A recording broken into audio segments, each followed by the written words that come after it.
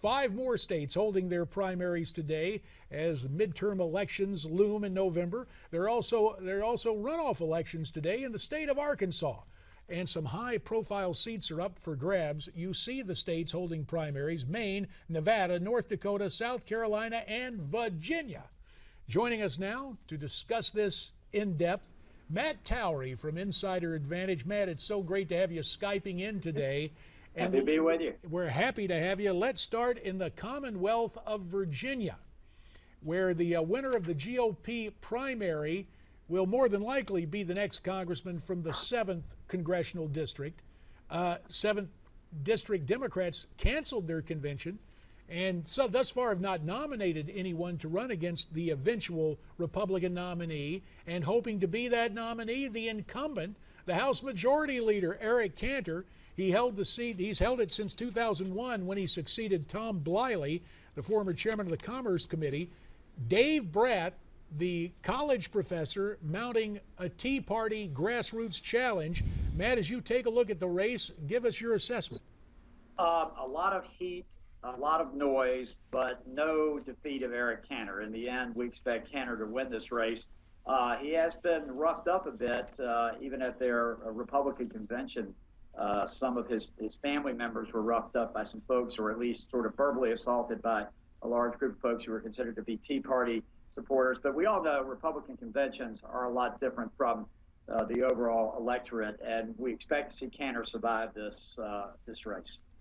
Well, Matt, the key issues that Bratt is focusing on here are Cantor's position both on the debt ceiling and immigration reform. Is that backfiring here on Dave Bratt in this issue, or is this just unique to this district in particular? No, this sort of fits into a general pattern that we're seeing, with some exceptions, John, around the country, and that is that although the Tea Party general philosophy of conservative government, lower the debt, make sure that we take care of things at home first, and not necessarily wild about immigration reform, while that's still part of while it's still important, it has become part of the overall Republican mantra.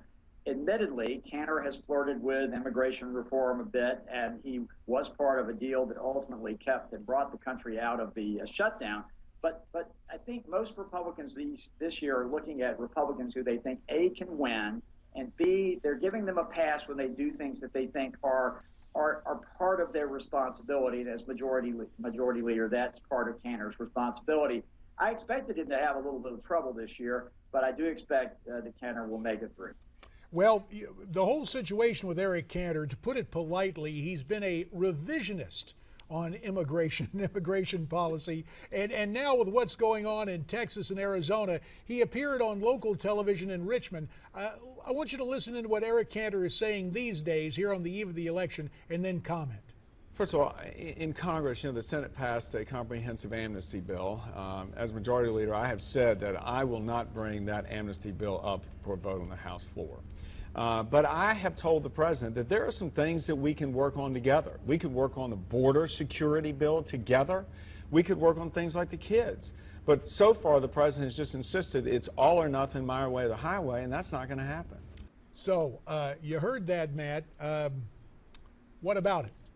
Well, one of the problems that is really sort of coming to light right now is this the new light that's being placed on these young children who are being brought into the United States under some concept that if they come into the U.S. with their mothers, they can somehow stay. And this has really been popping up in the news cycle in the last week or so. So it's very clear that the Republican leadership was flirting with the idea of some sort of grand compromise on immigration reform back several months ago.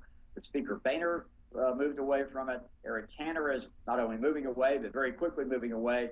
I don't see this as a central issue right now, though. There are other issues, particularly with the president having something new virtually every week to give Republicans something to talk about.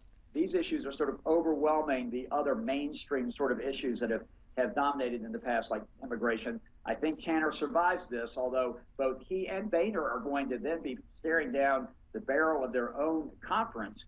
JD, you can understand all about that. When that conference starts staring at them next year, and they will have the majority, it could be a very tough fight, certainly for Boehner and possibly for Cantor as well. Yeah, President Obama is certainly being criticized for using the straw man in many cases in recent weeks here. But, Matt, I also want to talk about South Carolina, which borders Georgia, your home state, of course. The question is not how much Senator Lindsey Graham will win by or whether or not he'll win. It's how much he's going to win by, despite the fact that he's facing 6 GOP challengers. At one point, when we were talking about 2014, we talked about Lindsey Graham as being a guy who might be vulnerable in a primary race. What happened here?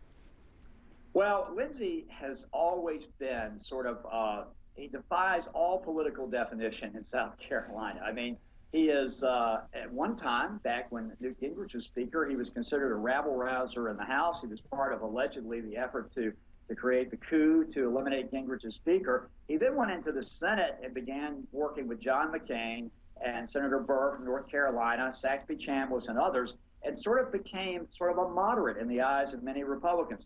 But Lindsey Graham is loved in the state of South Carolina. And no matter what anyone says or does, or no matter what Lindsey does, he seems to always bounce back and be able to have the heart and soul of the Republican Party there. He's hovering right at 50% right now when you look at the polls.